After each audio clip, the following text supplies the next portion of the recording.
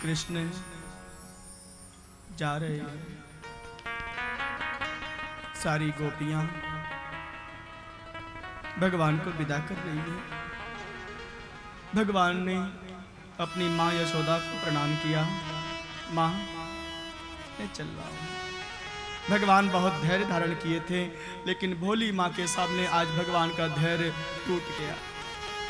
जैसी माँ के चरण को स्पर्श किया है भगवान के हाथ ने, भगवान को तो मालूम है मैंने माँ से झूठ बोला था कल रात्रि में। माँ, मैं कल जा रहा हूँ मथुरा, परसों आ जाऊंगा। माँ ने विश्वास भी कर लिया, भोली माँ है ना। लेकिन जैसे ही चरण स्पर्श करने के लिए भगवान के मस्तक नीचे झुके हैं माँ के चरणों में, वैसे भगवान के दोनों आंखों से आंसू की बूंद टपक पड़ी। माँ, अपने चरणों का आशीर्वाद दे माँ। मन ही मन भगवान ने प्रणाम किया। राधे। माँ को क्या पता था कि कन्हैया परसों नहीं आएगा, बरसों बीत जाएगा, 100 वर्षों के बाद कृष्ण से मुलाकात होगी। माँ को कहाँ ये पता है, भोली माँ है ना। भगवान कृष्ण धीरे से अपने आंसुओं को पोंछे और माँ को दोनों हाथ जोड़कर प्रणाम किए, हृदय से लगे। 11.5 वर्ष के हो गए हैं भगवान श्याम सुंदर। और अब भगवान रथ में बैठ गए, चल दिए। जैसी रथ 4 कदम आगे बढ़ा, वैसी गोपियों का झुंड भगवान के सामने। बलराम जी ने सबको समझाया। भगवान की निगाहें सभी गोपियों को ढूंढ रही हैं, सभी गोपियां भगवान को देख रही हैं, लेकिन भगवान की निगाहें किसी और को ढूंढ रही थी। अरे, ललिता है, विशाखा है, सभी सखियां हैं, लेकिन भगवान की निगाहें किसको ढूंढ रही है मालूम है? सभी गोपियां भगवान को विदा करने के लिए आई हैं, लेकिन श्री राधे जी विदा करने नहीं आई है। अपने प्राण प्रीतम को हम कैसे विदा करेंगे? मैं देख नहीं पाऊंगी। भगवान श्री कृष्ण का रथ आगे बढ़ा और बताऊं, श्यामा जो यमुना जी के किनारे एक मिट्टी का पहाड़, मिट्टी का टीला है। टीला समझते हैं ना, पुरानी मिट्टी जहां पड़ी रहती है, दीवाल, उसका टीला है। उसके पास में कदम का वृक्ष है, डाली है। भगवान अब विदा हो रहे हैं। इधर राजमार्ग से भगवान का रथ चल रहा है और उधर मालूम है उस टीला के पीछे यमुना जी के किनारे किनारे उसी रथ के गति से दौड़ते हुए एक कोई गोपी दौड़ रही है। वो कोई और नहीं है बल्कि मेरी श्यामा जो है, मेरी राधे रानी है। भगवान की निगाहें ढूंढ रही है, श्यामा जो कहाँ है? सब हमको विदा करने आए, लेकिन राधे जी ने ही विदा की है।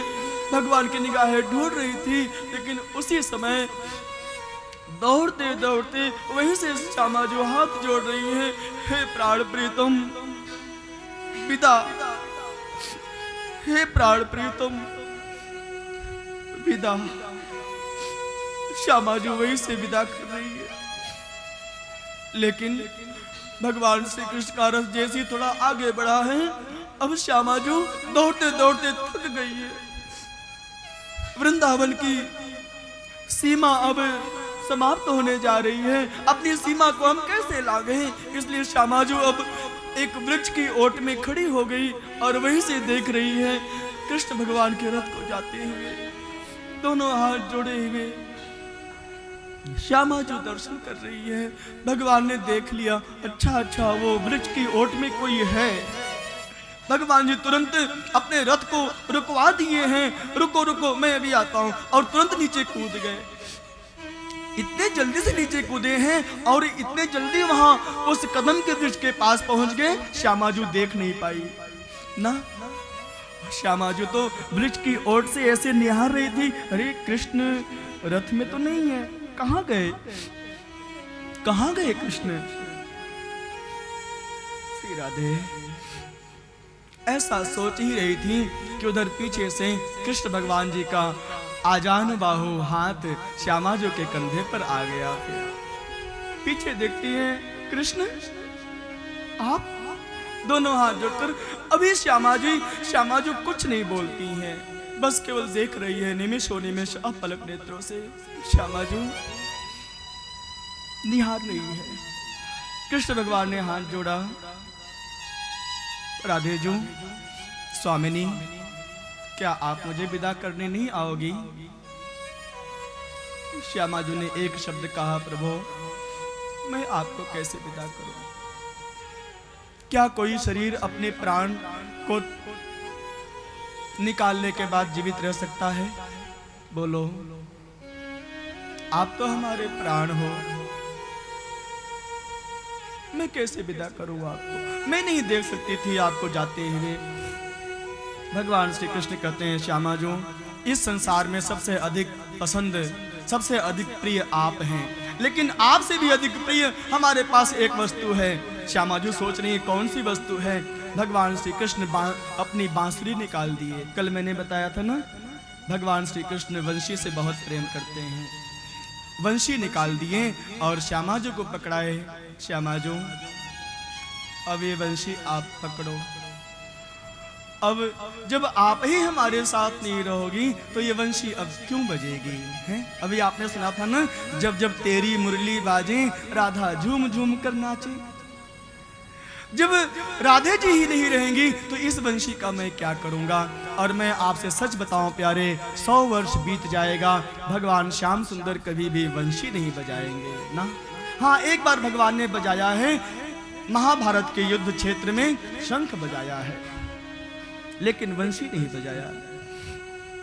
भगवान ने बांसुरी को दिया है और श्यामा जी के सामने हाथ जोड़कर श्यामा जी से विदा मांगते हैं, सांत्वना देते हैं। श्यामा जी, आप चिंता मत करना।